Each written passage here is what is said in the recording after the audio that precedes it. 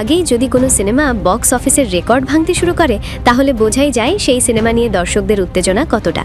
আর ঠিক এমনটাই ঘটছে বলিউড সুপারস্টার রণবীর সিং এর নতুন সিনেমা ধুরন্ধর দ্য রিভেঞ্জ নিয়ে।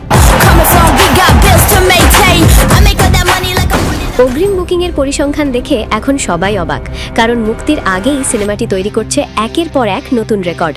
রিপোর্ট অনুযায়ী মঙ্গলবার অর্থাৎ 10 মার্চ পর্যন্ত বিদেশে সিনেমাটি প্রায় $325 মিলিয়ন অর্থাৎ প্রায় 32 কোটি 50 লক্ষ টাকা আয় করেছে অগ্রিম বুকিং থেকেই। আর শুধু বিদেশেই নয়, ভারতেও দর্শকদের আগ্রহ চোখে পড়ার মতো।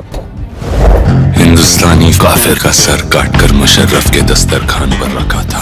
ভারতে ইতিমধ্যেই 16 কোটি রুপির টিকিট বুকিং হয়ে গেছে। সব মিলিয়ে বিশ্বজুড়ে এই সিনেমার প্রি বুকিং ইতিমধ্যেই 48 কোটির বেশি। বিশেষজ্ঞদের মতে খুব দ্রুতই এই সংখ্যা 50 কোটি ছাড়িয়ে যাবে। সবচেয়ে অবাক করা বিষয় হলো ফিল্ম ট্রেড বিশ্লেষকদের ধারণা সিনেমাটির চূড়ান্ত অগ্রিম বুকিং খুব সহজেই 100 কোটি পার করবে।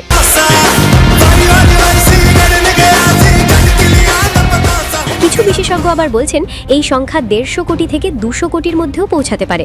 যদি সত্যিই এমনটা হয় তাহলে এটি বলিউডের ইতিহাসে অন্যতম বড় অগ্রিম বুকিং রেকর্ড হয়ে যাবে।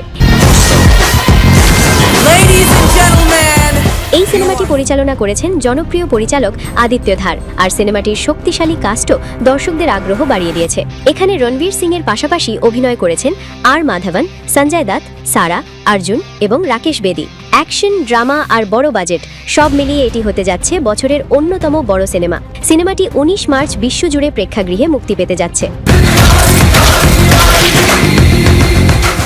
এখন প্রশ্ন হলো, মুক্তির আগেই এত বড় অগ্রিম বুকিং কি সত্যিই সিনেমাটিকে বক্স অফিস ব্লকবাস্টার বানাতে পারবে?